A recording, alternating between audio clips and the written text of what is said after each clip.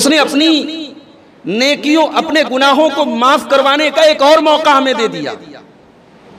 हमें जन्नत को पाने का एक और चांस मिल गया और जहन्नम से बचने का एक और मौका मिल गया।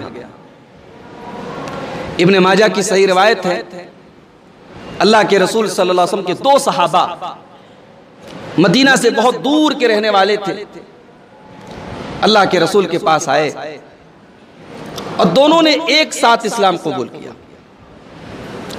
लेकिन दोनों में एक सहाबी थोड़े मेहनती थे। भाई ऐसा होता है, एक आदमी ज्यादा मेहनत करता है, एक आदमी कम करता है। यहाँ मेहनत से मुराद वो काम धंधा वाली मेहनत नहीं है, मेहनत से मुराद दीन के कामों में आगे रहने वाली मेहनत। बहुत सारे नौजवान हैं, कोई दीन का काम आ जाए आगे आगे रहते हैं और कुछ बेचारे एकदम पीछे बैठे रहते हैं। तो हजरत तलहा जो इस हदीस के रावी हैं, कहते हैं कि उन दोनों सहाबा ने साथ में इस्लाम कबूल किया।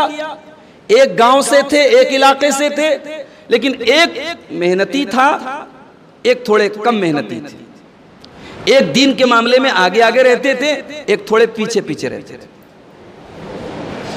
तो जो सहाबी मेहनती थे वो अल्लाह की राह में लड़ते लड़ते शहीद हो गए, और जो दूसरे सहाबी थे जो दीन के मामले में उतने फास्ट नहीं थे, उतने तेज नहीं थे जितने पहले वाले थे, वो 1 साल के बाद तबई मौत, नेचुरल तरीके से उनकी मौत हुई, उनकी वफात हुई। वो शहीद नहीं हुए।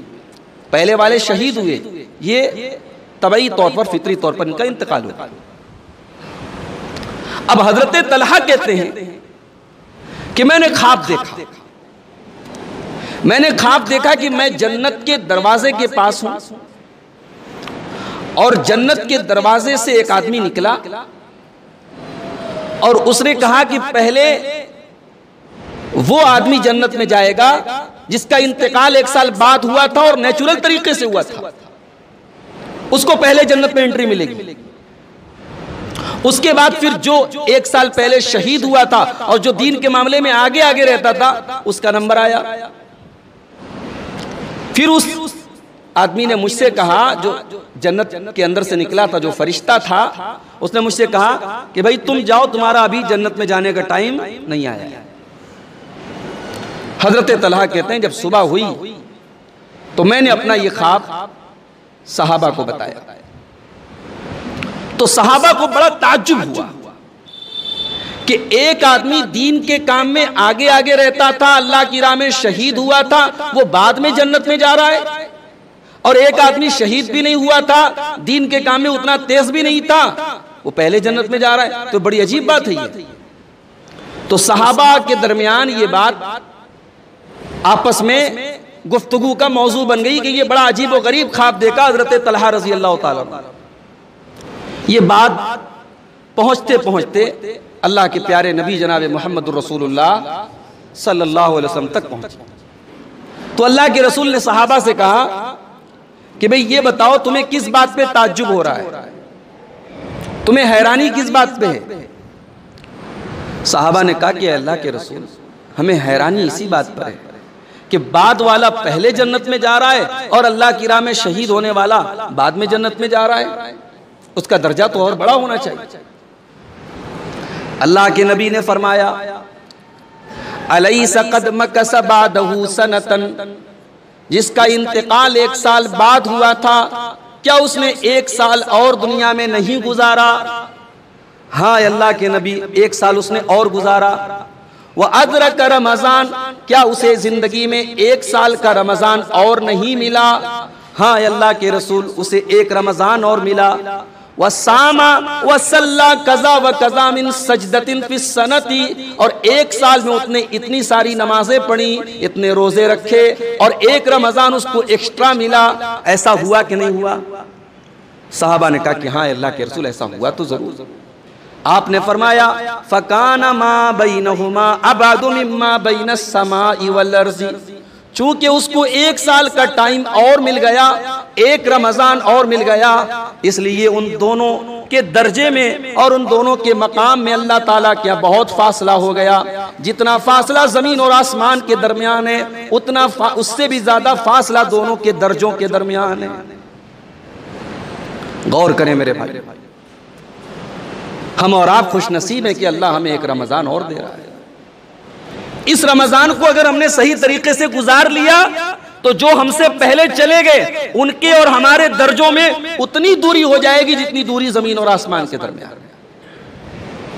तो ये सबसे पहली बात अपने दिमाग में आप बिठा लें और अल्लाह का इस पर शुक्र अदा करें कि अल्लाह ताला हमें एक रमजान और दे रहा है, और दुआ करें कि अल्लाह ताला सेहत के साथ, सलामती के साथ, आफियत के साथ, नेकियों के साथ ये महीना हम सबको गुजारने की तौफीक अता फरमाए। आमीन। रमजान के महीने में नेकियों का जो माहौल हम देखते हैं, नमाजियों की तादाद में इजाफा, कुरान की तिलावत में इजाफा, रात में तरावी पढ़ी जा रही है, रमजान के आखिरी अशरे में इत्तिकाफ किया जा रहा है, शबे कद्र में रात के जाग के इबादत की जा रही है। ये माहौल ऐसे ही नहीं बनता है मेरे भाई, ये माहौल अल्लाह ताला ने बनाया है। अल्लाह के नबी सल्लल्लाहु अलैहि वसल्लम फरमाते हैं कि जब रमजान की पहली रात आती है, सुफ़िदतिश शयातीन, सारे शयातीन कैद कर दिए जाते हैं, वग़ुल्लिक़त अब्वाबुन नार, जहन्नम के सारे दरवाजे बंद कर दिए जाते हैं, एक भी दरवाजा जहन्नम का खुला नहीं रहता। वफ़ुत्तिहत अब्वाबुल जन्ना, और जन्नत के सारे दरवाजे खोल दिए जाते हैं, एक भी दरवाजा बंद नहीं रहता।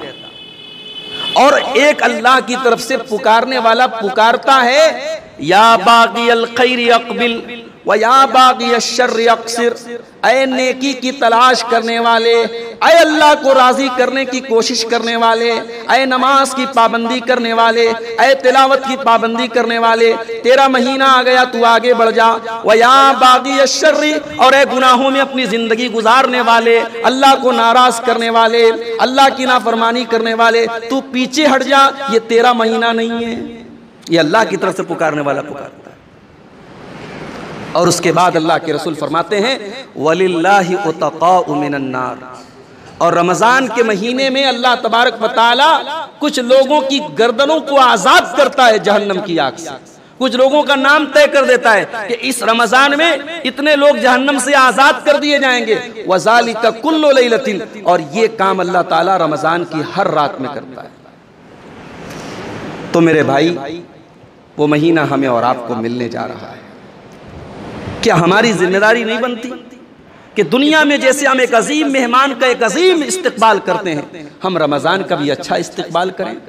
रमजान का हम इस्तकबाल ऐसे अंदाज में करें कि अल्लाह हमसे खुश हो जाए, इस महीने का हक अदा हो जाए। मैं चाहता हूं कि आज की तकरीर में कुछ ऐसे पॉइंट्स आपके सामने बयान करूं, कुछ ऐसी चीजें आपके सामने बयान करूं कि रमजान का इस्तकबाल हम कैसे करें।